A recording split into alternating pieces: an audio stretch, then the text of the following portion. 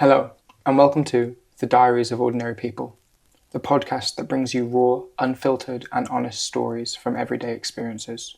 I'm your host, Ash, and each episode we dive into personal diaries and journals to uncover the heartfelt moments and challenges that connect us all.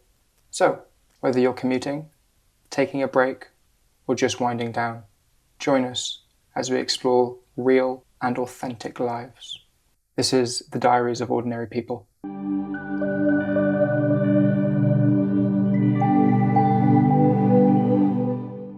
Hi Andy, thanks for coming on. Thank you for having me. It's obviously the first podcast I've ever done. Never been asked to be on one before. Oh, you'll be fine. Yeah, I've been with mates before and we've just recorded what we're saying and looked back on it just to say like what kind of rubbish we were talking, and to be honest it was rubbish. So I'll try not to talk so much rubbish on this one. You're okay, you can say whatever you need to. Is it a PG show? No, you can swear if you need. Okay, I'll try and keep it minimally. It's fine. I had a guest on before who it was pretty much every other word. Really? Yeah. What have the past 12 months been like for you? Got a very open question.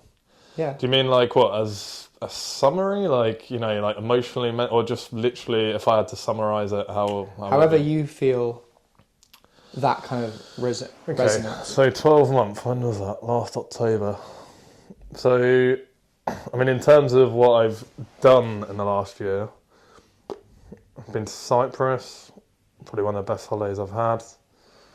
Explored quite a bit of London.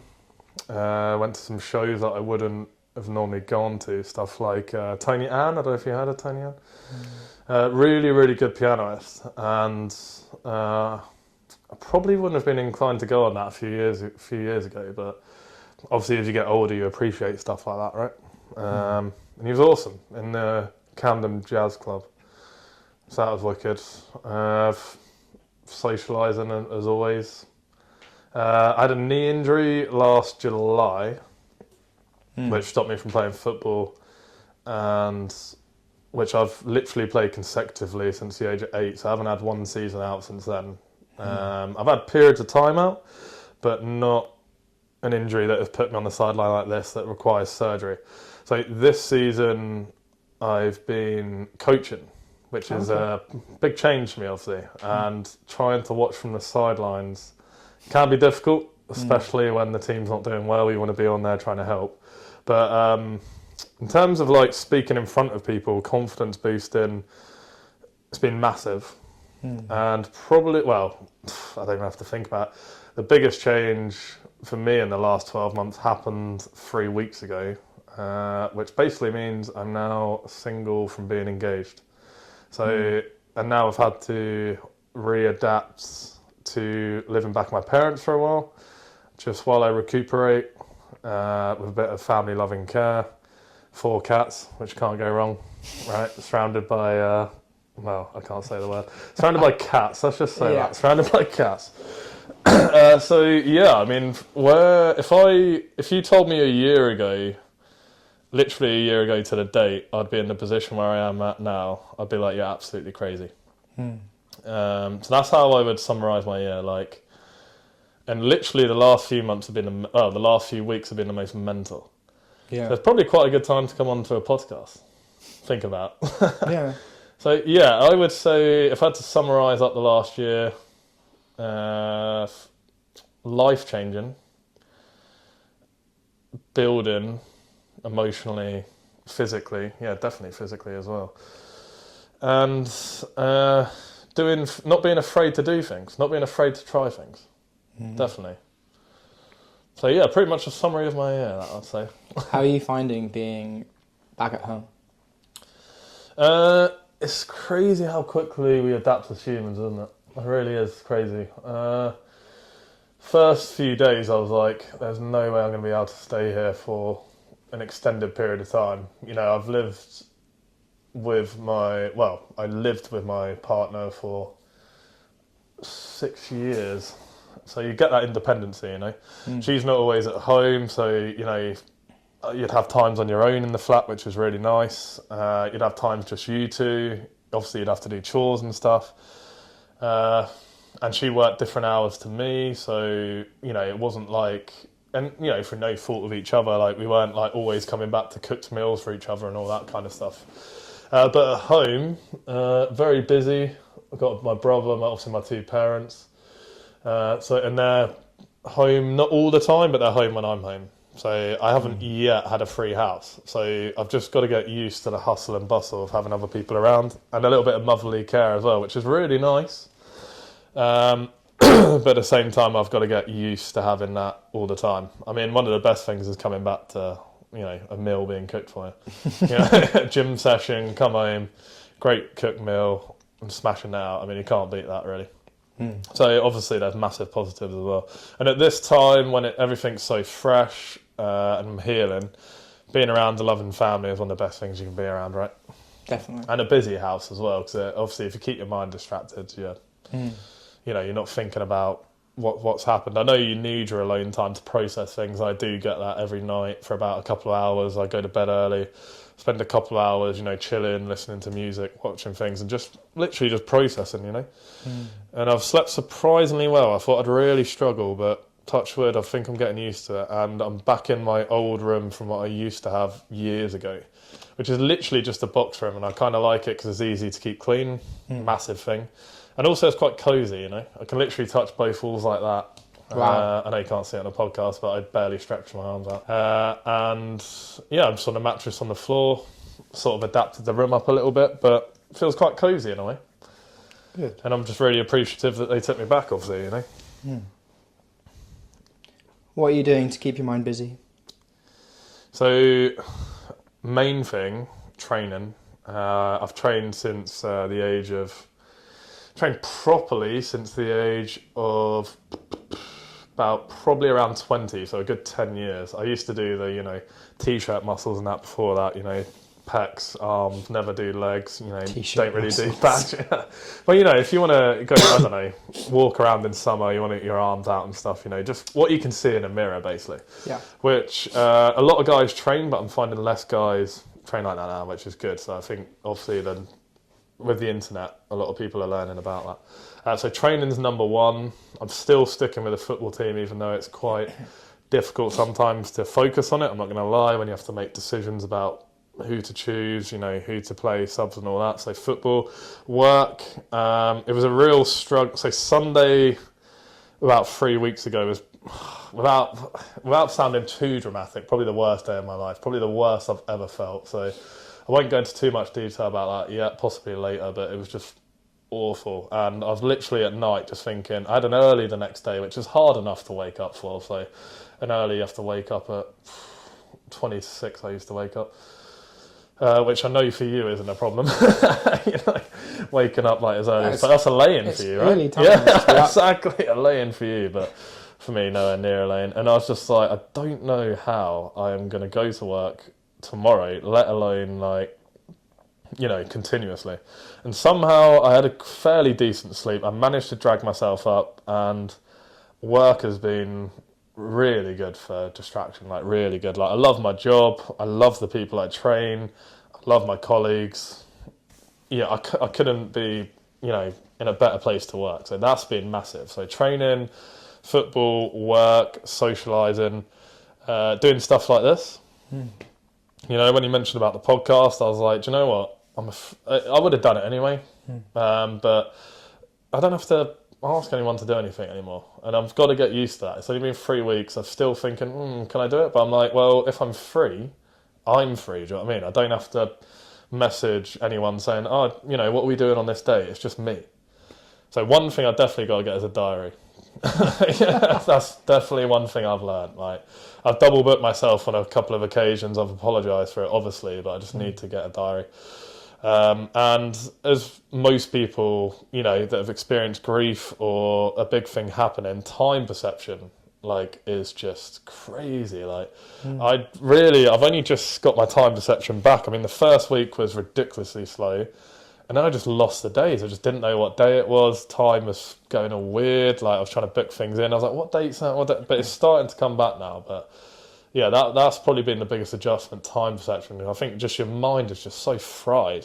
that it's really difficult to know what day of the week it is. I've just found out today I missed a mate's birthday, which like they were fine about, but I'm like feel really terrible about. I have to make it up to them. But yeah, socialising, training, football, work. I haven't taken up any new hobbies, but I wouldn't mind like looking in, just the typical thing that people do, like new leaf. I'll probably look into that, but yeah, just stuff that's good for the mind, the body, just general well-being, to be honest. You mentioned work quite a lot there. How long have you been at your current job? You're a gym instructor in PT? Is that the correct title? Yeah. So when I go for I just insured my car, and personal trainer wasn't an option. It was just like fitness instructor. So, I mean, in terms of that, I suppose it is. Well, it's technically both. But I started, 10 years ago now, maybe even 11. So when I was 19, I'm 30 now, and I've only ever had 2 proper jobs. One was a cafe. Then that cafe shut down because he sold it. Okay. So I got made redundant at the age of 18 or something, barely even knowing the world. I didn't get any payoff or anything though, I was on £3 something an hour or whatever it was back then, which felt like a lot of money, but wild. When you're 18, anything does, right? And then I managed to get, I went straight to job seekers, which I know a lot of people are like, I don't know, maybe their pride gets a knock or anything when they go to job seekers. Yeah. If someone asks, what are you doing? Job seekers. But I can't praise them enough. I literally went there, and after about a week, they got me work experience at Fallis, where I work. Yeah. So after that, they even gave me money for uniform and all that sort of stuff as well. So I got that. Wow. I went there and I had a 4-week work experience where I was just getting used to it, cleaning, with customers, all that kind of stuff. And, at the end of it, they really liked me, so they just offered me the job. There was maternity coming up because one of the receptionists was obviously pregnant, so she was going to be away for a while. And I managed to start working there a few months after I'd finished that, so I had that little period of time where I was just preparing to work there. And it's only on reception, but it's a gateway into it, Yeah. And in any job, if you want to work in any industry, food, fitness, leisure, whatever you want to do, if you get your foot in the door and you work hard at it, you will go up. It doesn't matter if you're in a corporation or family-run business. If you impress and you deliver and you just show willingness, you can only go up. So I started on reception. I already had my level 2 and my level 3, which means I could take inductions and I could personal train at that time. But at that age, with little experience, it's daunting. So I just stuck on reception. But reception, luckily, is in the gym. So I was still chatting to gym users, getting used to the public, feeling more confident in front of public. Because the main thing you need for that is confidence. Especially in the gym, someone comes in for the first time and, if they see a smiling face that is, well done for coming in, not almost patronising, clapping, but a bit of confidence, well done for coming in, then it's going to make all the difference. They come in and see someone stone cold, they might just turn back out the door, Just an example of it. But I can't remember when it was, but after probably about a couple of years, I started to get more into the gym side of it. And there's a couple of really good instructors that I work with that I learnt a lot of. And you've always got to pick things off from people, learn things, go down different directions. Because the fitness industry is probably one of the biggest evolving industries, ever, I'd say. I mean, it's literally always changing. There's always flavour of the week. There's always luckily superfoods are sort of, they're not using that term anymore, but there was a superfood every week. One week, blueberries were great. Next week, never eat them in your life, sort of thing. So it's always constantly different methods of training, all that kind of stuff. So I got into the gym side of things, started taking inductions, and the more I think about it, the crazier it is. Now you don't even think about it. It's like driving a car. You're just natural to you. Yeah. But initially, you're meeting a stranger for the first time, and you've got to deliver a session for them, tailored to them, in terms of and again, it could be the first time I've ever been in a gym. You're the first person that they're going to refer to. I joined the gym, so and so saw me. They were really good, or vice versa, they were really bad. So there's quite a bit of pressure on there.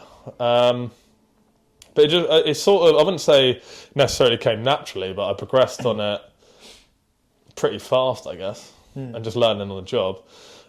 And then now I've got clients that have been recommended for other people, clients, through, as I say, just recommendation, friends, all that kind of stuff. I haven't advertised ever. I've just gone through word of mouth, and I like it that way because if, for example, if you said to me, "Oh, listen, I've got a guy you want to train. I know you're a sound guy. Yeah. I see how you train. I trust you. You're not going to give me someone that is going to cause issues." So that's the best way to do it, I think, personally, just word of mouth. So on social media and that, I don't do any of that. I've considered it, advertising there. A few people have said, "Oh, put your stuff on Instagram. You go, you do really well, or whatever." And I just never really fancied it. I mean, I'm off social media now, totally, just for a bit. Potentially, when I come back on, I might set up an Insta, but I haven't really thought about it. But yeah, basically working with people one-to-one, and I love the personal side of it. So, for example, if you have, say you have, I don't know, five, 6 clients in a day, all 5 of those people are different personalities. Yeah. So you spend an hour with someone from 9 till 10, different personalities, different needs. Tailor to the personality, tailor to the needs. I'm not saying you change yourself as a person, but for example, right, I can't joke around that person as much as I can joke around my next person, or I can't swear as much as, not that I would swear on the job, keep it clean unless you're really comfortable with the person. I have to be very clean with that person where I can be a little bit, less clean. So it's just a constant adaptation. And again, initially, pretty hard to do. You think, you spend an hour with someone for the first time you never met, what do you chat about, etc. But you just go for a natural flow. Then the crossover, so 9 to 10, someone, 10 to 11, someone else. It's that switch of, "Oh, you're right, how you do it. You're right, totally different trainer." You just have to do that switch. And when you can get that flow and you're not even thinking about it, it's a really cool thing to have. And I'm sure a lot of trainers have that, and I see other trainers in the gym doing the same thing, tailoring to their clients, training them differently. I don't know, that person's got a back issue, let's fix that. That person wants to do well in calisthenics, let's have a good playtime on the rings or the bars or whatever. So it's all about adaptation, the job, imagination, and progress and results. Because if you're not going to give people progress and results, why would they keep paying the hourly rate to see you? Because I mean, gyms are, there's accessible gyms, like obviously the gym in Hastings, 17 quid is it a month, something, 18, 20? Something like that, yeah. Yeah, so very affordable. But then you won't get the tailored personal training. Yeah, exactly. So people will spend more on 1 hour with myself than a month at that gym in particular. So you've got to deliver for them.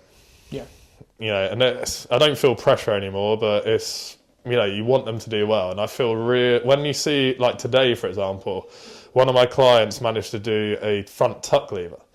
The guy's, I won't say his name or anything, but the guy's like 68, I think. Wow. Never really done anything like that before. And I've been training with him for probably around a year. We haven't just been focusing on that, but we've been, drip feeding little things in like that. And today, it all just clicked. And the feeling you get when you've worked with someone for that long and they get it and they're buzzing, and you're buzzing for them because you're like, wow, all that work and you've just done it. Yeah, you almost want to punch the air and stuff. I've had it where I've got people like another guy, 60-year-old, 62 I think he is now, muscle up when he got his first muscle up. God, the months of work that went in that, the hours that went in to get that. But staying consistent and him getting that, it was almost like I'd done it. Do you know what I mean? It felt like, I know he'd done all the work, don't get me wrong, he'd done it. But if you get the same feeling as if you've done it yourself. And that is the most satisfying thing about the job, Like I came, obviously we trained after that. But after that session, and he was really thanking me, the guy that got the front lever and that. He was like, "Oh yeah, I felt great and stuff." You just feel great, man. You just get some endorphins, and then you can go and train yourself and be like, "Well, I've delivered today, so good. I can deliver on myself." Earlier, you mentioned about superfoods and them being good one day or bad the next. Yeah. What kind of other myths or things that are in like the fitness industry that you're like, that's God. just absolutely bullshit? God, how many hours have you got for this podcast, man? I mean, honestly, mate, brave science. Give me your top one. Oh God, that is a hard question. That's probably I hope that's going to be the hardest question you ask me today. But that is a damn hard question because I've heard some stuff. I mean, God, yeah. Oh God, nothing. It's like when someone asks you what your favourite song is. When you're put on the spot with stuff like this, it's very hard to think of one. But after this, I mean, I am going to try and think in a minute. But after this, I'll probably be driving home thinking, "Oh God, I've got to come up with 5 or 6 examples." Yeah, of course. You know what I mean? But a lot of them is fat. Well, probably one of the most obvious. Fat turns into muscle. That's not biologically possible. That's not how it does it. Yeah. And another thing is the scales. Like, people are still so obsessed with the scales. Like weight scales. Exactly. Yes. So they might weigh themselves at different times of the day. They might weigh themselves shoes on, shoes off, like clothes on, etc. But the main thing is, like, especially with ladies, I weigh. Let's just take a round number, 60 kgs today. Yeah. Weigh yourself in a couple of weeks' time. I weigh 61. Why aren't I losing weight? Well, you're doing a lot of resistance work, which is great because the more muscle mass you have, the more calories you burn, you get that shape, etc. So your shape changes. That's why, because you put on muscle. You might have burnt a bit, lost a bit of fat, but you've put on muscle. And the age-old saying, muscle weighs more than fat. So I had someone earlier that. I was literally saying the same thing too, She was like, I've lost a lot of weight, but now recently it's sort of plateaued. And I was like, well, you are doing a lot of resistance machines. So actually, the best way is to do it, take pictures, get someone else to take a picture, do it at the same time every day. If it's right early in the morning, probably the best time. Keep doing it at that same time, because you're not going to look the same as you would in the morning to the evening, especially if you've trained, you've worked around. Your posture might be different if you're sitting at a desk all day. If you're quite full, slightly bloated, you're going to look different. So always do it at the same time of day, and then visually you can see that. But also, one of the best things, clothes. I couldn't fit in those 34 jeans. Now I'm sitting it. Yeah, exactly. Yeah, or that T-shirt didn't used to be tight on my arms. Now it's tight on my arms. So that's literally evidence that you can't say it's not evidence. You can't dispute it. Exactly. Yeah, it's like slapping you in the face. Like, it's literally right there. So scales is. I mean, don't get me wrong. It's good to weigh yourself, but scales. Yeah, I mean, I weigh myself occasionally just to make sure I'm not dropping too much. But again, I'd rather be doing body fat or measurements, any of that, or just generally just pictures. And now you've got me on a roll because I've just thought another one. BMI. Oh, okay. BMI. Oh my god. BMI. So body mass index. Yeah. So basically, for some reason, the health world still wants to use that, and I don't know why. Because you could get like a rugby player that is very low body fat, very high in muscle mass, and they're obese. It's like, come on, use your common sense. Do you know what I mean? Bodybuilders, Ronnie Coleman, all those guys, they'd be like extremely obese. Now, I'm not saying those guys are particularly healthy. I'm obese. Yeah, there you go, mate. Yeah. Well, I have just seen you munch out those cookies. So let's check your BMI now. See what it is now, mate. Yeah, those orange cookies. I mean, I don't really understand, because I've had people come to me and say, I can't get this job because my BMI is too high. They're a fit person, they're experienced, they would be absolutely fine on their job, but because their BMI is high, they've got to do extra tests to just make sure that they're all clear and all that kind of stuff. Which I guess in a way they want to clear that, but why BMI? I really don't understand it. For me, it's such a sort of old-fashioned method. It's an interesting measurement to use. It is, yeah, it really is, yeah. Because I mean, there's just no. It's like an open question. It's not. It's not specific enough.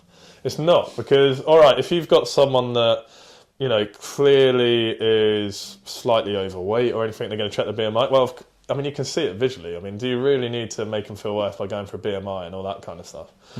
So yeah, that's probably, those few are big ones.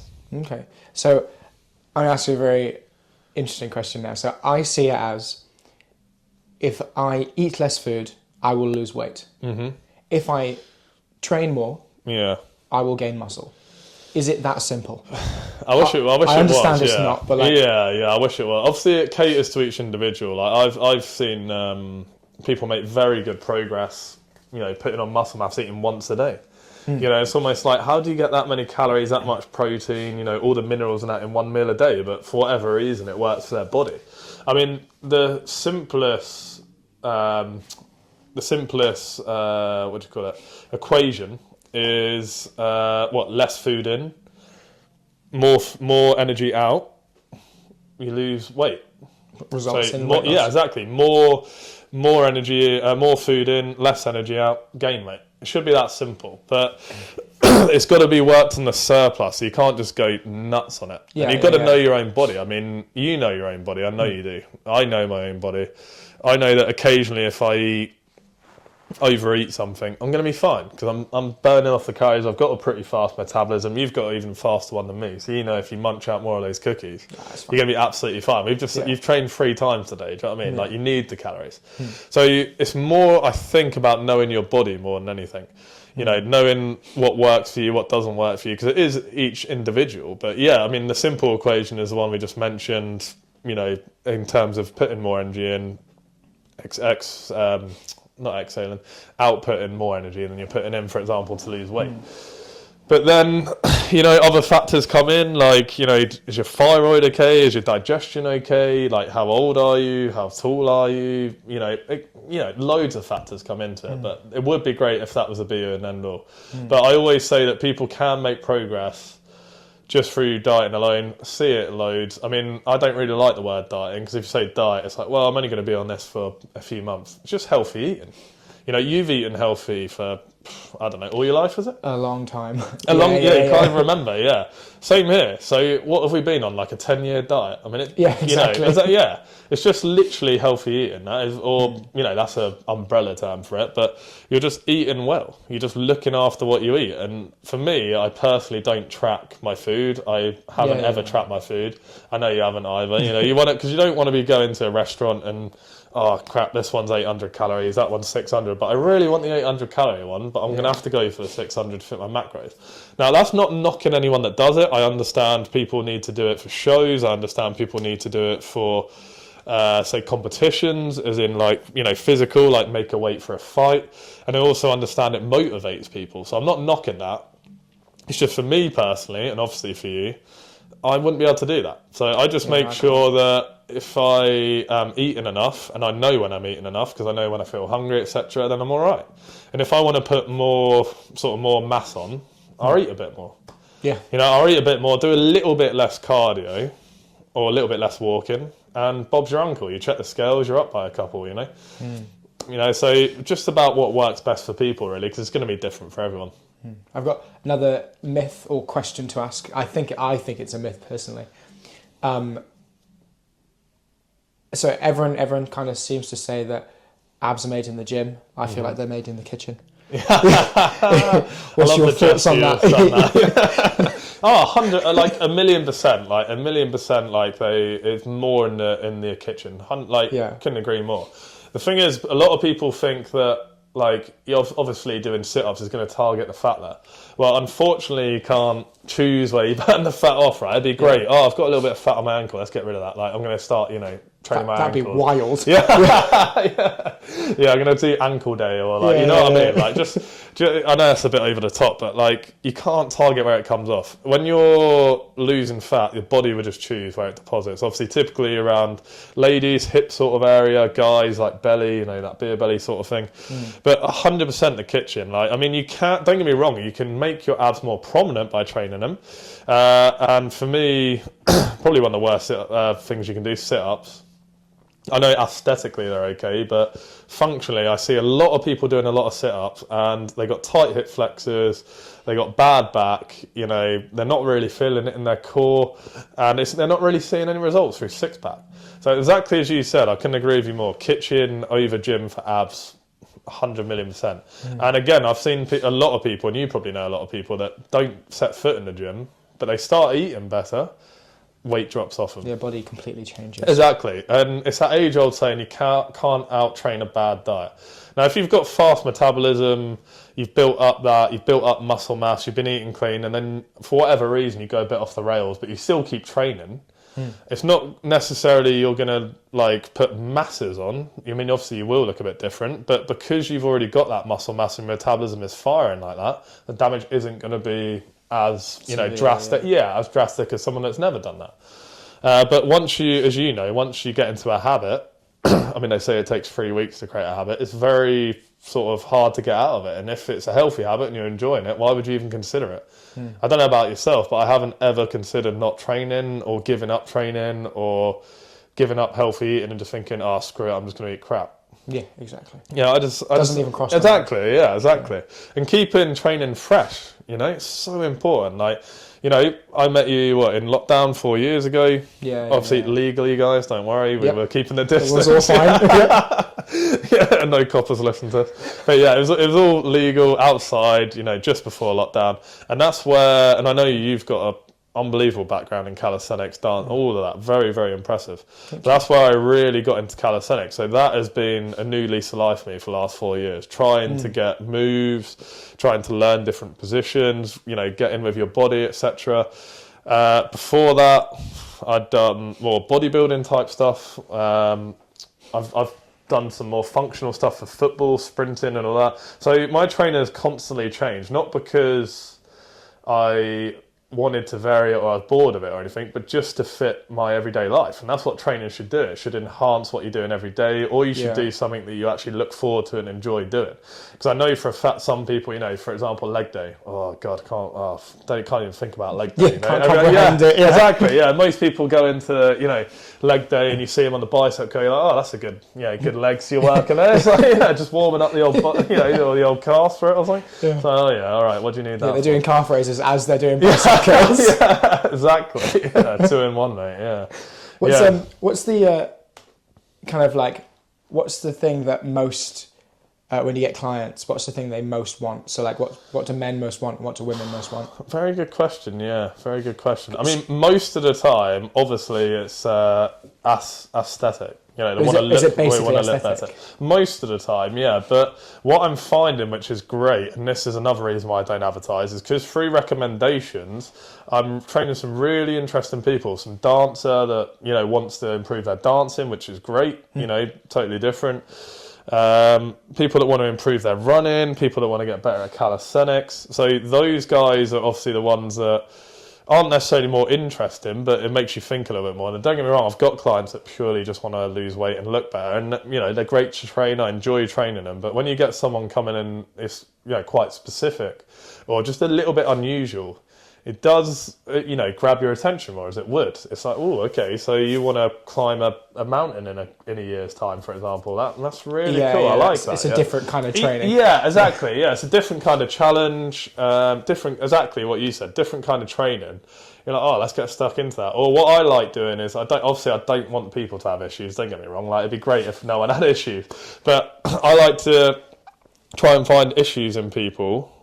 That's what I first do in the first session. Find out what they do, have a consultation, have a chat with them, see what areas are weak or whatever aren't firing, and go from there. I had a guy earlier from my football team who was having a real problem with his knees, and basically he was just really tight. And when he was doing, for example, a glute bridge, couldn't feel anything in his glutes, all in his quads and hip flexors. So extremely tight hip flexors, extremely tight quads, glutes don't fire. Really common and big issue in sports players, runners, walkers, because typically you use your quad and your calf a lot when you're doing that. No one really thinks about the posterior, the back. No one really thinks about the hamstring and the glutes. That's where all our power comes from. That's where jumping comes from, the hinge movement, positions, should I say, one of the best sporting positions you can master and get into. So hinging, deadlifting, jumping, swinging, all that kind of stuff. Great stuff, like pulling the sled backwards. So we rolled him out, we did, and for some people it might be like, oh, I've come to the gym, I haven't done anything with weight. I haven't lifted weights. Exactly, yeah, it's all body weight. I haven't sweated. And some people accept that and they're like, right, okay, but I understand where we're going. We're laying a foundation. You wouldn't build a house on poor foundations. It would crumble. So why wouldn't you lay a foundation, be patient with it? It might take, depending on how tight you are, it might take 3 weeks, 4 weeks, couple of months, depending on how much work you need. But once you've rode that and you've been patient with it, and you're like, actually, oh God, I can touch my toes. Nice, I'm not getting knee pain. Now you're ready to build. And you're going to, not get as much injuries. You're less likely to get injuries on it. And that's one of the best things about the foundation, laying that. And also, you're going to enjoy your training more because you're going to be more flexible. So you're actually going to engage the muscle you're trying to engage. If we loosen up his hip flex and his quads, which we did earlier, he'd done a glute bridge, got higher, felt it a bit more in his glutes. Now that doesn't mean that it's fixed in one session. What it means is his body responded well to it. So with not constant, but obviously regular foam rolling, I've recommended a masseuse. So with masseuse, whatever the masseuse feels is better, acupuncture, whatever, cupping, and regular foam rolling, I've set him a little list, and in a few weeks, we'll come back to it, should be feeling better, then we can start doing stuff like deadlifting, pulling the sled. But you can't build on a bound foundation. That is probably one of the biggest mistakes I see in the gym. People that are sort of walking a bit either duck-footed or hunched over and stuff like that, and they're just literally just in there to, do resistance machines, no stretching, come straight in from sitting in the car, come in, sit down on a machine or sit down on a bike, so hip flex is getting tight as hell. And again, I'm not knocking those people. Anyone that comes to the gym, any age, any shape, any size, whatever. I respect everyone that goes to the gym and is trying to better themselves. Or don't even have to go to the gym. I respect anyone running. Anyone doing anything in the park, anything physical, sport, it doesn't categorise. It just doesn't matter who the hell you are. I respect anyone that is trying to better themselves physically, mentally, whatever. Total respect for them. But it's just a constant thing you see. Sit down at work, type away, sit down in the car, drive to the gym. First thing they do, no warm-up, sit down on the machine, bang, bang, bang. And I can already see your grimacing face, so you must see it as well. Yep. And if you know anything at all about training, you know that is not a great thing to do. Not the way. Exactly, yeah. And you can, initially when I first joined, and everyone says the same thing, and I'm sure anyone that's thinking about the industry is probably going to think this, and do it. I'm not saying don't do it, because you'll learn from it, but you think you can help everyone. So, you obviously approach someone nicely, you realise that they've sort of, driven in, they've got out of the car, they come straight in, and they just go straight onto the bicycle, try and bash the hell out of it. So you go over, nice and politely, have a little chat, whatever, you already know their name. You're like, have you ever thought about, warming up first, having a little stretch, getting a little pulse raiser, maybe doing something a bit more complex, like rather than just doing an isolation exercise, compound movement. Maybe doing something like a row or a lat pull down because you're going to use more muscles. So already more bang for your buck. And they're like, they take it in, they're like, cheers for that and stuff. And you feel like, you go away and yeah, great. And then the next day, they come in, they've driven in, they come steaming in, they put the weight up on the bicep curl and they do it again. And you just have to accept that people are just routine. They really are in their routine. So it's very hard to break out of that routine. Some people can, some people can't, it's just mentally in their head. Amount of people I've had to tell, but I've recommended, do you know what, you don't have to always lift that heavy with, weight belts, and every time you're in there, I was literally just talking to someone about a deload week the other day. And the guy was a good size, he was strong, and he had a bit of a niggle in his forearm. So, just mention, maybe just deload a week, do stuff that you don't normally do, take it a little bit lighter. You are not going to lose muscle mass. Anything you're going to gain, so you're going to recover more. You're resting. Yeah, exactly. And your body's going to thank you for it. I don't know whether he will or not. I mean, I'll see what he does when I'm in there. And another thing with programs as well, you can spend a lot of time with someone writing out a program in a whole hour, really showing it. Oh, thank you so much. And they don't even pick the program up. And initially, a few years ago, you're like, why do I even bother doing it? But now I don't mind. If they want to pick it up, they do. If they don't, they don't. I don't get offended by it. That's the thing. Again, people are routine. You can give them literally what, and again, it might not be the best thing for them, but what you believe is the best thing, and they respond to it well. So there's definitely positive in it. But they won't even touch it. They just carry on their routine. And you just got to accept it. It's just life, man. It's just people with habits and routine. Okay, if you had to, so you're just talking about programs there. Okay, you know me quite well, but give me a program, like a really quick, concise. What would you do? What would you tailor for me? Wow. Well, from what I know about you. Yeah. So you're not like a different person, like, you're not pretending to be someone else. It's just you. Yeah, just me. Well, I mean, I literally just trained with you, so I've seen what you can do. So it's probably actually harder to give a program to someone you know and you train with them, because they know what they're doing. I know you know what you're doing. So I wouldn't, I'm not pulling out the question. I'm just trying to explain it before I give it. But the last thing you want to do is patronise someone you know. Yeah. And I know you wouldn't take it like that because you're a proper chill guy, top guy. But I'd definitely include calisthenics because I know how good you are at it, man. That's kind. Ring well. I mean, literally, I just saw you do, 2 muscle-ups with a 10 kg vest. Now that is way, way like above average, like not even above average, like above athletic. That is unbelievable. The fact that you can do that on the rings. So I would definitely program in calisthenics without a doubt. When I say that, I mean I'd probably do different days of like more sort of anterior orientated and more posterior orientated, and a lot of the calisthenics sort of carry into both categories.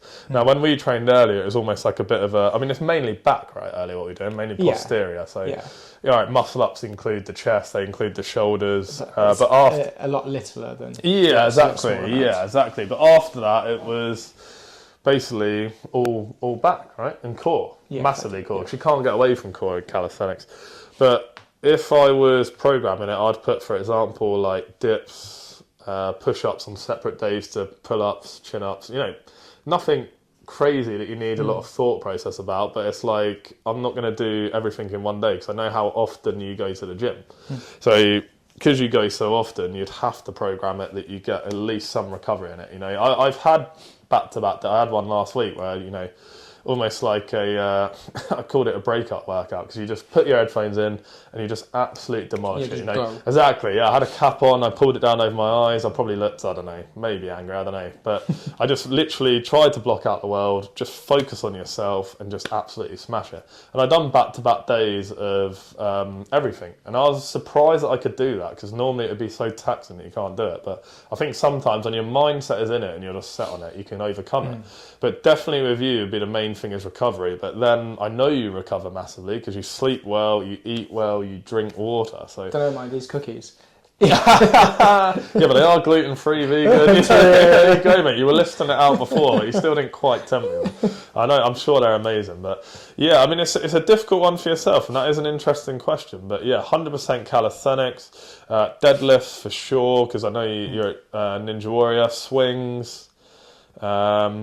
And just keep it fun for you, man, because I know for you, like, the main thing is fun and enjoyment with it. I know you're not going to be a guy to, sit down, like, for a whole hour and do that workout. Now, don't get me wrong, there's, if you want to do that, you want to do that, but I know you're not going to be doing that. And you want to look good, and you do, not in a weird way, but you do look great, man. You're in great shape. So you can tell. So, yeah, mainly calisthenics, get some big compound movements in, make sure you're recovering enough, give you enough variety, and keep it fun for you. And I don't, if I've missed anything out, tell me. But I think that covers. That sounds solid. I was just intrigued. Yeah. I mean, it's a good question. I didn't expect you to answer that. And what if you could give a singular piece of advice for like the general public about going to the gym, or kind of like maintaining fitness levels or increasing them? Just stay consistent, man. Consistency. Obviously, the hardest thing, if you've never been in, is the first session in. Get that first session done, and you feel great. You get those endorphins. You're like, oh, God, do you know what? I actually feel good. You go home, you eat a good meal. You're like, I've backed this session up with a good meal. So you're building on it. And then the next day, you're like, you know what? I'm going to go again. And then once you build that consistency, you're absolutely sorted. You build the habit, you build the consistency, and a lot of people like get to the stage where, like, if they haven't worked out, they don't feel their day's complete. That might sound obsessive, but when you do it to the degree of, I really, I feel much better when I work out, that's what you want. You don't want to be obsessed with, I've got to drop down, do 20, keep checking in the mirror, all that kind of stuff. Like, I've actually been at that stage. I didn't really realise until I looked back when I was about 18, I was just bloody obsessed. Like, when I first went to the gym, it sort of opened my mind, and I was just dropping down doing 10 push-ups like every bloody 10 minutes. It was ridiculous, really, when I think about it. But at that age, you get away with it. You know, you're young, your testosterone's starting to fire up, you recover well. You know, you don't necessarily need to sleep a lot, but you do sleep easily because you're 18. You've got no bloody worries or responsibilities. So don't go that far, but just consistency. You know, like, again, age-old saying, if you can train on a bad day, like when you don't feel it, you can train on a good day. Rolling into that, don't train when you're ill. I've learned that. Like, if you're really ill, don't train. I know it feels like you can sweat out the cold. I know it feels like you don't want to miss a day, but your body will thank you for having a couple of rest days. Like, if you're that ill and you're a fit person, you take your supplements, you eat well, and you're ill, that's just your body saying, look, listen, just calm it down for a day or two, get back to it. I've had to have days like that, and I don't feel... I used to be like, oh God, if I have 2 days off, oh my God, like, you know, what am I going to do? Like, so I normally schedule in one rest day, do a few days, one rest day, you know, do a few days. But your body will thank you. You'll come back and you'll be like, do you know what? I've had 2 days rest, but I've been ill. But actually, you know, I feel good because you haven't done anything for a couple of days. Your muscles have had a bit of a rest, your ligaments, your tendons, your mind, your body, you know, and although you were ill in those days, depleted, when you feel back to sort of 100%-ish and you're ready to train, I've had some of the best sessions after I felt a bit run down because it's actually told me, have a few days off. Is training every day too much? Some people do. You do, don't you? Yeah. Is that a personal question for you? It's a general just question. for anyone, yeah. It depends on what you do. Or like, what is too much? I mean, I would say too much. Well, overtraining, obviously. Overtraining is no progress, sleep bad, you know, really bad mood. Doesn't matter what you do, you're not progressing. Aches and pains. You know, like, I haven't really seen anyone overtrain too much, or they haven't at least admitted to overtraining. So that's probably one of the rarest things I've seen. But some people can train it every day. I mean, there's an 80-year-old at a gym trains every bloody day. And I don't know how he does it. I'd done a few sessions with him about, you know, a good few years ago.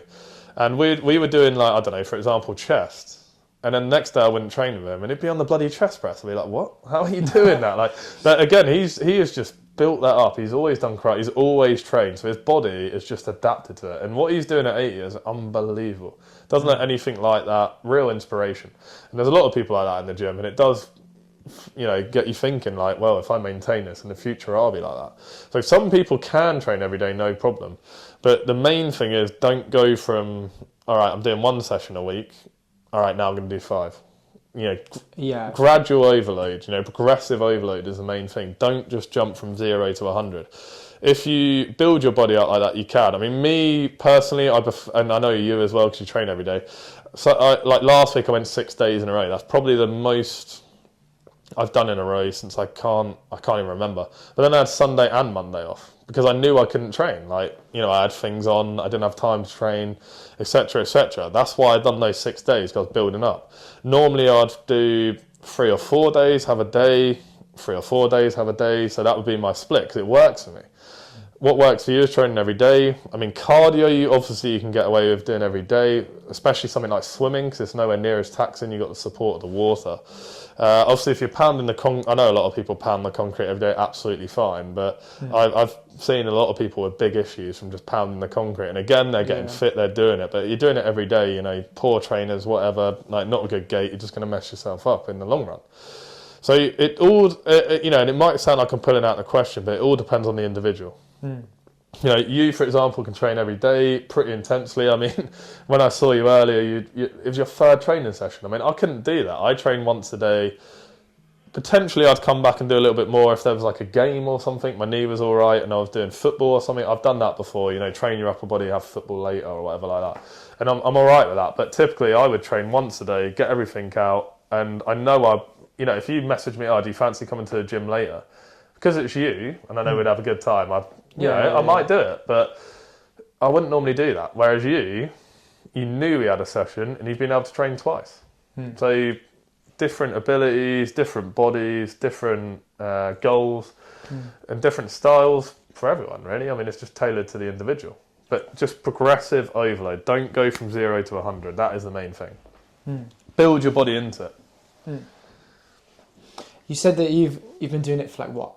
11 years, 10, 11 years you said you've been doing it? Properly, and when I say properly, I mean that was around the time, I'd just completed my personal training course, level 3, Okay. and we had a really good instructor. I think only done 1 year, and just as a little side note, it shows how much PT has progressed, because we actually done it at Hastings College, and but there was about 20 of us for the fitness instructor course. I think that might have been the first one they put on there. So there's quite a bit of interest, 20 is a pretty good number for a class. So I think everyone passed that, and then they put the option on of a personal training level 3 course. Now, only about 10 of us went through to that, not because, they didn't pass or whatever, because only half of us thought, I want to go further in this. And that was definitely the first personal training course they put on. So we had one class of 10, really good instructor, really nice people around, and he taught us well. Like, he didn't just teach us, he taught us by the book because we had to. Yeah. But also he would right, take this little bit with a pinch of salt, think about this, think about that. He was in good shape, really good posture, and I could tell he was our teacher, the first time seeing him without knowing, just because of the way he walked. He walked, perfect, shoulders back, chest up, no hyperextension, anything like that, just really, really good posture. So yeah, that's was back then, about 10 years ago. Now we've been getting work experience from kids that go to Bexhill and Hastings. They're getting about 2 classes of 20 to 30 regularly. And some of them get that, because sometimes it's not a longer course, they get that twice a year. So the amount of people doing PT is just absolutely skyrocketed in those 10 years. I'm quite glad that I done it when I done it, because I've had all that time to sort of build up and not necessarily get ahead of them. I don't want to compete with anyone, but I've had that much experience in learning stuff on the job. And that is the main thing. It's like anything. Like, you do your driving course, you pass, you've had your instructor next to you the whole time, or you've had your mum or dad next to you the whole time. When it's just you in a car, it's like, wow, this has got serious now. This is me now. Like, God, this is, and then you adapt to it. As we were saying earlier, adaptation in humans. So you adapt to it, you learn, and you realise that the course is really good, but you learn so much more from your colleagues, you learn so much more from other people, through your own research, through training yourself is massive. Like, if you're training yourself, again, everyone's different, but, oh God, I've just done that move. Now, what does that tie in? What does that work? How can I, give this to other people or something? So it all just ties in, really. You said you learnt from your colleagues, or you continue to learn from your colleagues. What's the most interesting thing you've learnt from one of the people you work with currently? Oh God, you're giving me some really good questions. And then off of the record, when we finish this, you can tell me who it was. I love that. Is that going to be like a behind the scenes extra? Is it? I like that. You got to pay for that. Yeah. That's a really good point. And again, I'm probably going to have to think about that for a little bit, and hopefully something rolls out. But I mean, the main thing that I've learned from my colleagues is the functionality of training, like how it carries over to everyday life. Because when you're doing the course, it is. I mean, it's not simple, don't get me wrong. You have to, learn and, look into it and research, etc. But the course will be like, right, that person can't do a squat. Let's do a leg press. An alternative. Whereas if you want to look at, the bigger picture and actually help people more in depth, that person can't do a squat. Why? Why can't that person do a squat? Yeah. Tight ankles, tight hips, knee injury, poor posture, several reasons. So after the PT course, from what you've learned, unless you had a really good teacher that would say look at this, you'd be doing fresh out, that person can't squat, let's do a leg press. That person can't do a pull-up, let's do a lat pull down. Yeah. So it's just literally regression, which is great. It is great. Obviously, you're going to have to regress. You're going to have to progress, especially if you're doing classes. If you've got a class of 15, I don't do them personally, but if you've got a class of 15, 20 or whatever, that person can't do it, but that person can. So, let's give push-ups from the knees instead. Whereas the personal side of things, and obviously it's different because I know personal training is different to classes, right, why can't that person do a push-up? Their triceps are weak. I don't know. They got a shoulder impingement. So again, several reasons. So the main thing that I learned, especially after coming off the back of the personal training, is not necessarily try and fix everyone, but why. And that is very interesting. You know, that person can't deadlift. Why can't they deadlift? And look into it, right? And almost like taking the pieces out of a car or something and fixing them, putting them back together, and then it works. And that is one, again, like I said earlier, one of the most satisfying things about training people. You know, seeing progress, fixing issues that they had, you know, clearing things up. You know, the same guy earlier had a dodgy back he was seeing, Richard. He hasn't seen him for ages now. Core's engaging. He's now told me that he ran 4 days in a row, 7.5k. Now, he couldn't really run before. Now, he has adapted to a treadmill, which takes the impact. Yeah. But a few months ago, if I would have told him, look, in a couple of months' time, you're going to be running 4 times a week, 7.5, good times, he probably would have laughed at me. So I'm not saying that's all me. He's been very consistent.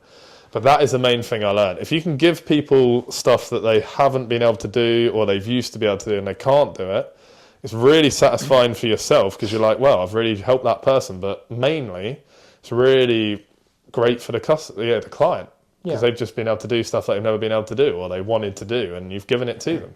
Do you think the industry is getting overcrowded now? Because you just mentioned about kind of so many people being on your course. Very good question. Very good question. Yeah, very good question. And I think, are you worried about that? Because I always see. I don't always see, but I know that quite a lot of people go into that industry, and I feel like the more saturated it gets, the harder it is to kind of definitely prevail in it. Yeah, good way of putting it. And like, do you see that like far more PTs coming in, or like it becoming an issue? Or? I mean, you know, if I look at it in terms of where I work internally, there's actually not that many PTs there. And we're not we're not in competition. Like, we get a few inquiries, you know, through email and stuff, and we basically, you know, whoever's on shift, obviously will see it first. So they're like, okay, well, I can match that person's times. I like their goal, I'll go with it. So the whole thing about personal training is what trainer is going to be best suited to that person. So, for example, someone might just request a lady for whatever reason, and, you know, totally respect that. We've got a couple of female trainers. Which one of you guys wants this? Yeah. Is it for an example? Or that person can only do Friday evening, you work Friday evenings, you can match his goals. Do you want to do that? But in terms of becoming saturated on a personal level, from where I am and my client base, I hope I'm not like being too confident of it, but I'm not worried at all. I hope that's not being too confident. As you dust off your shoulders. Yeah, and I hope that doesn't come across like arrogant or anything, but it's just the position I'm in. I've done it for a long time. I've built up regular clients that if they do go away for any reason, like, I don't know, to move away or whatever, or I don't know, have a baby or whatever, or, you know, they just need a period of time away, they get ill, then I know eventually they will come back, or they potentially will come back. And obviously we've got like I said earlier, the recommendations. So even in the last couple of weeks, I've got 2 or 3 more clients just through recommendations, through knowing people. So for me personally, I'm fine with managing it, and I've got quite a few clients. But the good thing about having quite a few is someone, you know, you might see someone, I'm not around for the next 2 weeks, I'm on holiday. All right, great. Someone pops up, I've been away for 3 weeks, but now I want a session. So you won't ever have, with a fairly large client base, you won't ever have, or I've never had, everyone at the same time, because it'd be impossible to fit them in. And that's why you can accept more people, more clients. Because if you had a small client base to say 5, okay, that's great. You can always get them in, you can always fit them in, you can always tailor to them. But, you know, it's summer holidays.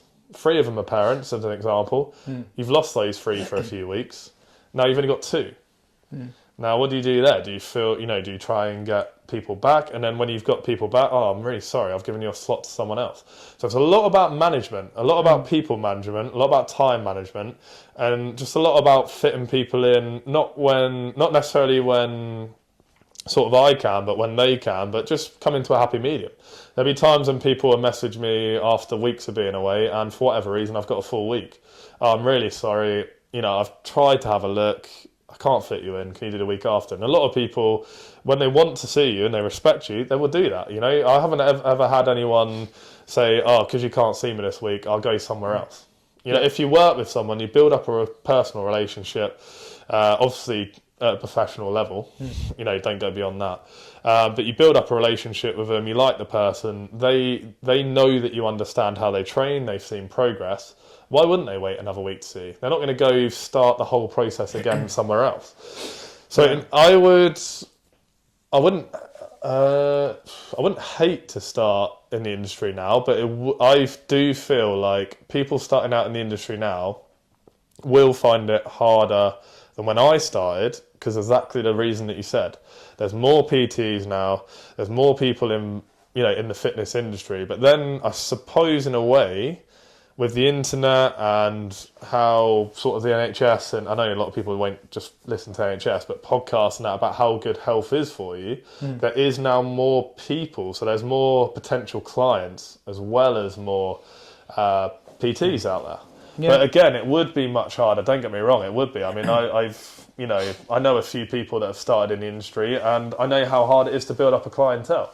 But all you really need is one or two clients, and you really work well with them, they make progress, then again they recommend you to someone, and it's just almost like the Hydra, just doubles.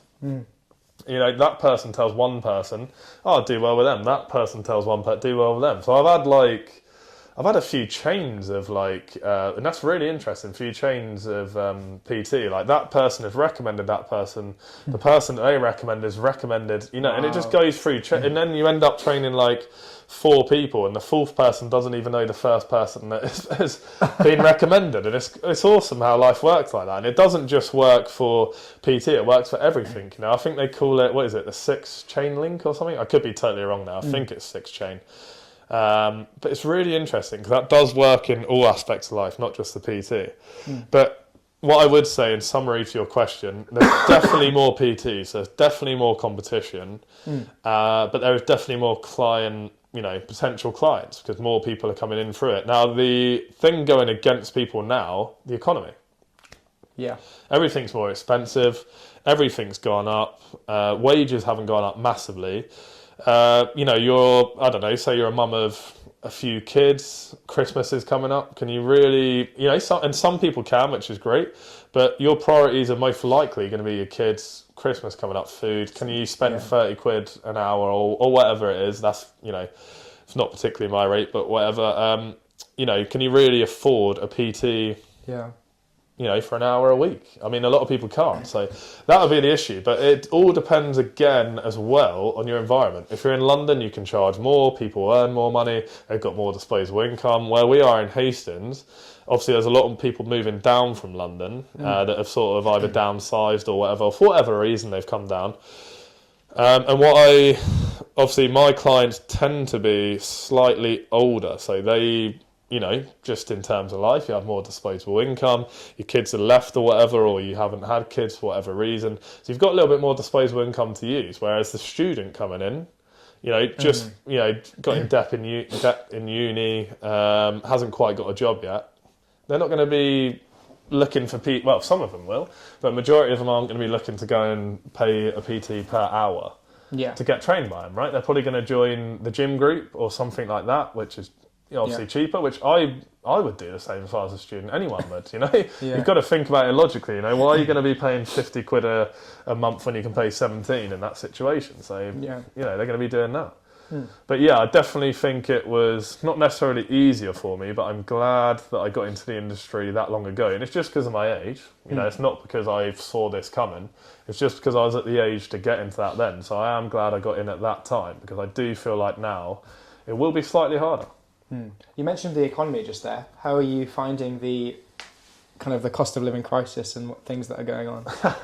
Well, has it hit you? Before I moved back with my parents, we were saving to buy the flat we were living at. So we've been saving for a good few years. And with my job, I'm employed and self-employed. So we pay rent for the PT. We obviously pay all our insurance, etc. And then we handle that ourselves, all the tax and stuff. But I also get paid work from Freedom Leisure. A wage job. Yeah, exactly. Like cleaning, fixing machines, coaching session, all that kind of stuff. So mine works a little bit differently, and I sort of like that because I use my salary for rent and doing stuff, and then I tried to save my PT separately, and we managed to do that. So for me, it's a little bit different from. If you would have asked me this a few weeks ago, obviously it'd be a totally different answer. But now I've got the deposit saved up, or most of the deposit saved up, and I've sort of not necessarily researched, but I went down the bank and I've opened up a savings account and all that kind of stuff that obviously gains interest, because it's like, why would I have some money sitting in there not doing anything? Definitely. When I can literally I don't know, I think it was called a 1-year triple, and get some free money, basically, because that's basically what it is, interest. If you're patient with it, it's free money. Yep. So I'm in a slightly different situation there, and now I've obviously moved back home. I mean, I've got to get used to it. I'm going to pay the bills, some of the bills this month, but after this month, I'm not going to have water and just general bills coming out, and I'm going to have to get used to that, because normally rent money would come.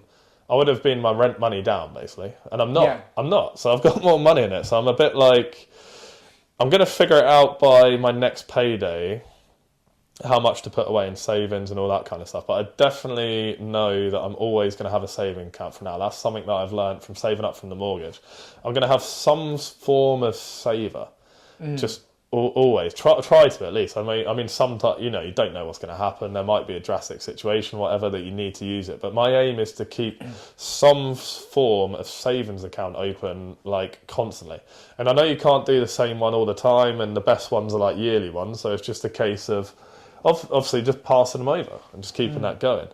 And I don't know much about gold, but I have thought about shiny things. The confidence. Well, it's just shiny, right? Just Pirates of the Caribbean or something.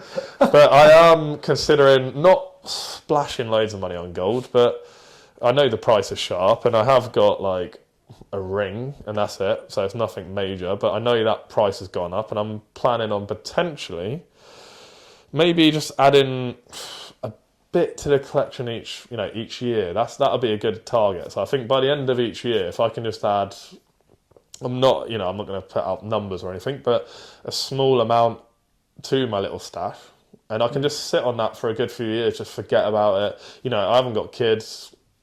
I don't know if I want, whatever. Like, if you meet the right person, you both connect, fair play. But 10, 20 years time, I'm just going to sit on it. I'm just going to forget about it. I've already forgotten about the ring now. Like, what were we even talking about? I don't know. What's that ring? It's a very forward-thinking. Yeah, exactly. Yeah, you got to prepare. Yeah, you got to prepare for the future. And one thing I've had to adjust to in a very small amount of time is, I don't need to ask any. And again, I didn't have to ask my ex for permission to spend anything. I didn't have to do that. She was very respectful. I was respectful of her. Your money's your money. Do you know what I mean? But if you wanted to go and spend a lot of money on something, obviously I would mention it to her because I respect it. I'll be like, I've got to go. I'm going to go and get this thing. It's about 800 quid. You might, just a random number out there, because that's a bit of, especially in the economy now, that's quite a substantial amount. That's a month's rent, or that's months of food, whatever. Yeah, exactly. Yeah. So I'm going to have to adjust to myself making decisions now, and I've adjusted to it a bit quicker than I thought I would, but I've still got some adjusting to do. So, the biggest purchase I had to make recently was a car. Now I'm in Bexhill, I work in Hastings. I've got no choice to have a car. I've got, I suppose I could go to the station or ride, but for me, I just can't imagine doing that, especially in the winter coming up. And also, I like the independence of it. So we shared a car for a long time. I didn't need a car regularly, because I lived in Hastings. I walked to work, I walked to town. I really enjoy walking, like yourself. Yeah. If I had to walk or drive, I'd choose walking all the time. But I had to get that to sort of really lock in some independency, but also it was vital that I do that. Because I wouldn't be able to get to work on, whatever is easy. Yeah. So that was a big purchase, and I did spend a bit more than I intended to on it. But after I and looked at the long-term, solution to it, that became the best solution. It's a slightly better car, well, a lot better car, less miles, better condition, better engine, better economically, better on insurance. So I was thinking of stuff like this, right? How can I reduce the tax, the insurance, the longevity of it? So if I wanted to, I could keep this car for a good few years. It would do me. Obviously, if I drive it like well and stuff, service it, etc. Now, the other car I was going to get was half the price, and I just wanted a runaround. But when I think about it, more miles, worse condition, what's that probably going to last me? Like 2 or 3 years, probably. This car could potentially last me 8 years. Yeah. So, stuff like the shoes, for example, like, I'm not one for spending a lot of money on clothes, but if you buy £10 shoes or £80 shoes, typically those £80 shoes will last you for years if you look after them. The £10 shoes might last you a few months. So what you're gonna buy 8 pairs of shoes by the time those £80 pair of shoes have worn out. So and I've always I suppose I always have thought like that, but now, and it sounds weird to even say it out loud because it's still quite fresh, but now I've only got myself to think about. That's the type of things I'm going to be doing going forward, like longevity, quality. Do I need it? And don't get me wrong, I've bought a few things that I don't need recently, but I haven't gone nuts. But I went to Ashford and probably spent a bit more than I intended to, but it was all stuff I needed. I hadn't spent money on clothes for ages because we were saving up for a mortgage. Yeah. So it's sort of quite nice just to spend a bit and just think like, do you know what? It's not really doing any damage, especially in the long run. And also, these clothes are good quality, so like I just said, they're going to last for a while. Picked up a really good pair of Timberlands, which I've always wanted.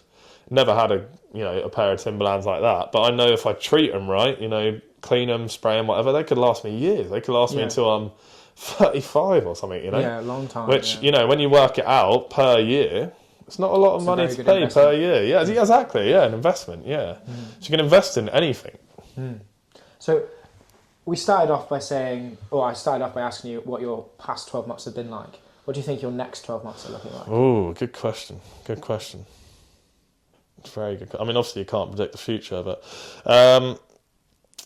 well, I can't even imagine dating or anything like that at the moment. I just can't even get it into my head. Like, I feel like I need a good amount of time on my own, which I haven't had in, 7 years. And don't get me wrong, I'm more of a relationship person than not. I know that. I'm 30. I've been in relationships for 11 years of my life, so that's quite a lot, I guess. I don't know if if above average or what, but 11 years, like.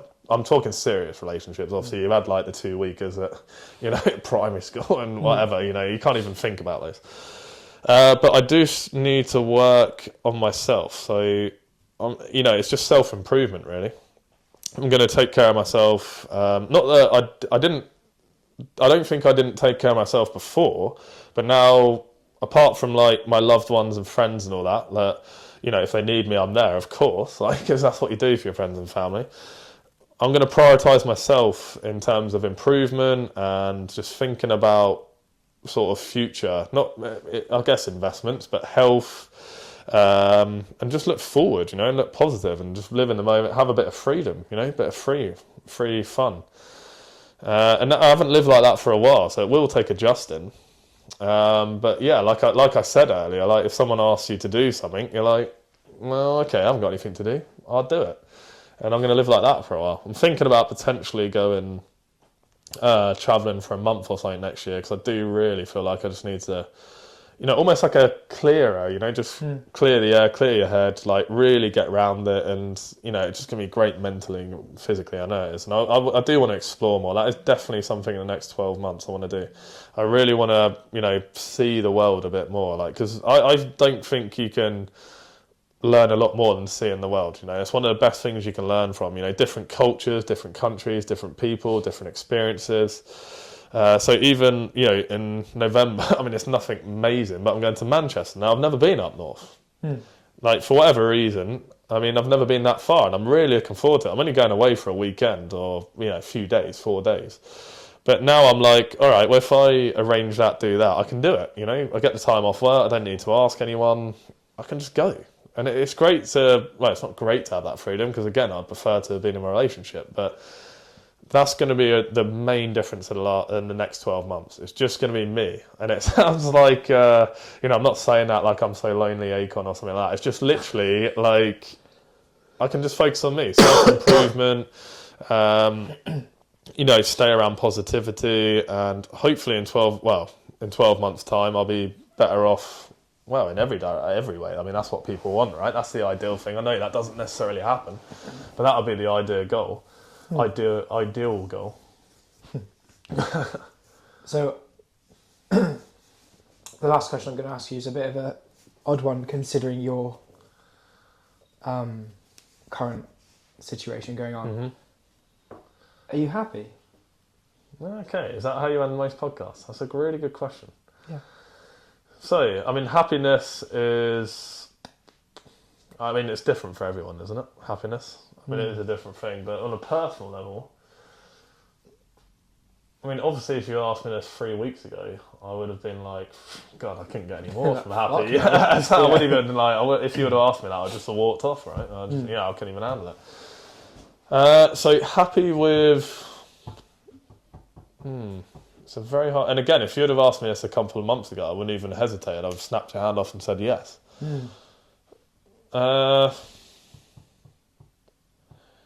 In a weird way, in a very weird way, because it sounds like I shouldn't be. I'm sort of excited, and I guess you could put that as happy. I am generally a happy, chilled person, I guess, and I'm not just going that by what I'm saying about myself. Like, people regularly tell me that. I'm just going by what people say, because I think people saying stuff to you is what you're actually like. We can all have different perceptions of what we're like in our head.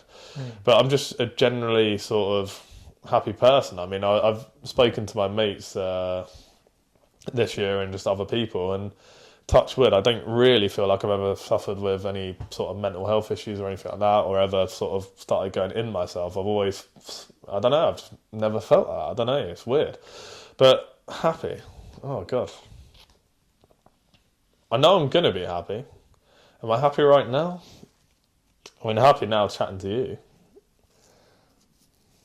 I would say on the whole, yes. But I don't really feel like I can sort of back it up with evidence. But I suppose I can, actually. Great friends, great family. Love my job. I love my car now. That sounds kind of mad. I never thought I'd be a car person, but I love my mode of transport. I love where I live. I love being to the coast. Training, football, there's a lot of things that I love, and there's barely anything that I hate. Hate is such a strong word. So, when I wake up in the morning, do I feel happy? I don't feel like, oh God, I've got another day at work, or oh God, I got this on today. I'm more optimistic. So, on the whole, yes, but it sounds kind of crazy saying that, considering what has happened in the last 3 weeks. And again, it seems like I'm beating around the bush, but a month ago, am I happy? Yes. Bang, would have snapped your hand off. Now I've had to sort of go around and think about it, and I'm glad you asked me that, because I can sort of self-assess as such on this. On the whole, I'd say yes. Am I going to be happier? Yeah, I'll definitely be happier. Definitely. When I process this, when I've explored a bit, when I've had a little bit of sort of freedom, I know I'll be happier. And people, and again, I know it doesn't mean much, but people keep saying, "Oh, time, you'll be better, you'll feel better." And I agree. Time. Again, I couldn't have even spoken to you a couple of weeks ago. I just wasn't here. So even a week ago, I know we were going to do it a week ago, but as each week goes by, I'm getting, I suppose, happier. I'm more content, I guess, yeah. You sound really grateful for all the things going on in your life at the moment. It's a great way of putting it, yeah. That's a great way of putting it, grateful, yeah. In, age-old saying, in times of need, we see who's there for us, right? You yourself, I really appreciate you came down on I think you came down on that Monday, didn't you? I think you had chatted with the mate who I was staying with, you'd heard about it. You literally came, that means the world to me, man. Anything like that. I've had messages just a little shout out from anyone just makes you feel great. It's almost like filling up your heart as such. I know it sounds corny, but it is. And this sounds really corny, but I had my heart broken, And the people around me are sort of, almost putting the pieces back together. Like my family, you guys, my friends, like animal, whatever, like doing what you love.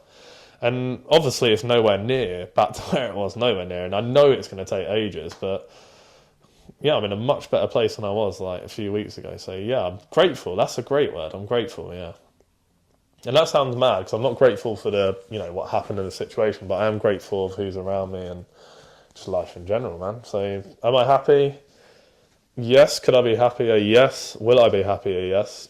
And a great thing, and I've literally just had a realisation on the podcast. I am very grateful, man. Very grateful. So thank you, yeah, thank you. I'm grateful for this. I'm grateful for sitting here and chatting to you. I'm grateful for the realisation you just gave me. And I didn't know what to expect from this podcast, but you've really made me think about these last 12 months. And actually, this is probably the perfect time to do it, coming to the end of it. At the start, I was saying, I'm not too sure, whatever. But looking back on reflection, like, you have really helped me, like, just summarise the events that has happened. I haven't gone into detail out of respect, and I'm not ready to go into detail with what's happened, but yeah, you've really helped me process some things, man. I'm going to go home, and I'm going to drop you off. I'm going to go home. When I'm driving home, I'm going to be thinking about this for a long time, mate, and probably before bed I'll be thinking about this. So yeah, honestly, I really appreciate you getting me on here and asking me to. I do feel honoured. Like, you're a great bloke. You've asked me some unbelievable questions, and you're a very good active listener, because I have not shut up. And you have managed to ask me questions, and I can see that you've had those questions, right, and you've locked into that part, and then I've carried on talking, and you've asked me those questions, and that's a hard bloody thing to do. That's a very hard thing to do. So if I fire back a question on you, because this is number 10. Go for it. How do you feel like it's not really a skill because we're having a chat here, but I suppose it is a skill, but from your first podcast to now, because 10's quite big, and we were saying literally before we started chatting about this is like double digits, right? For kids, double digits, great, he's 10, right? Yeah. So, and this is the last of the series. So from your first podcast to now, how do you, how are you finding it? Like, do you find that it's easier? Is it flowing? Do you know what to ask more? Like, how are you? What's changed? I think it's changed a lot. Mm-hmm. So the first podcast I did with the first guest, Liam, I have 12 questions here on my that's how you screen. Okay, cool. And excuse me, I asked Liam every question in order. Right, okay. And I felt that I was kind of doing the list with him. Mm-hmm. Excuse me. Sorry, did you ask the questions in response to what he was saying, or was it just that you had the list there and whatever he responded to the question, that would still be your next question? So, a bit of both. So I'd start with a question. So for example, with you, I started with question 2, which is what's your past 12 months been like? Uh-huh. But with Liam, I started with question 1, which is what's the first memory you have? Okay, that's a very big question, yeah. And what I found is I've slowly but surely been able to step back from these questions and just have a conversation with you. Yeah, I can see that. Because I've asked you 2 questions that are on this list. One of them was the first question, how's your past 12 months been? Yeah. And the last one I asked you, are you happy? Yeah. Other than that, though, I've asked you, I haven't looked at this. Good. Yeah, I can tell. And also, the thing is that I've noticed there is you asked me how's the last 12 months be? I don't know what the other questions are on there apart from are you happy in the first one you mentioned. But honestly, you probably couldn't have asked a better question to start with. So you've read the situation, you know what situation I've been through, and you've asked literally the perfect question out of those 12. And I'm guessing, are you happy out of the last one? I'm guessing you asked that to everyone, do you, at the end? Yeah, it's the final question. That honestly, great way to finish. Like, I didn't expect it. It's a bloody tough question to answer, and I reflected loads, so really well done that. And your active listening, top notch, mate. Like, you've maintained eye contact. I've had to look away a few times because I've been processing and thinking, and some subjects, they might not have sounded hard to talk about, but they were a bit hard to talk about, so I've had to look away a bit. But you maintained eye contact, you've actively listened really well, which you do in everyday life, It's not like you're putting this on. Like, when you were at the gym earlier, you were doing exactly the same. So yeah, if you've read through those 12 for Liam, and you've only read through two for me, I mean, honestly, fair play. I mean, that's progression right there, man. I know you pick up things easily and you progress really quickly because I've seen it in not only physically but mentally with stuff, and how good you are with games, etc. So yeah, I mean, well done to you, man. I've really enjoyed it, mate. And if I don't know how it works, but in the future, if you want another, I'll be happily come on. And a suggestion for you, and I don't know if you thought about it, is I would potentially get more than one person on. I don't know, and again, you don't have to do it, but I've just had a thought about it. You've got a really nice setup here, nice setup. True, yeah. There's definitely room for another person here, and the fact that I'm on the couch as well is great. I just feel relaxed, chilled out. Yeah, I'm really trying not to put my feet up and put my head back and all that. I'm trying to maintain that. But you could easily have like a few people here and just like literally just have a subject. Like you could easily run it, and you could have a few people around you, and you just ask a few questions, and it'd be a discussion. So I don't know if that's something you thought about, but definitely it doesn't have to be near future or far future. But if I had one suggestion, it'd be that. I mean, your skills obviously you're going to get better the more you do, but you made me feel really comfortable. I've happily spoken to you and answered to you. I've almost, in a way, this is kind of weird to say, but it's almost like therapy for me. Which is kind of crazy, but yeah, you've literally, like, some people have mentioned therapists, and I haven't really thought about it, but I guess in a way, this has been therapy. So thank you.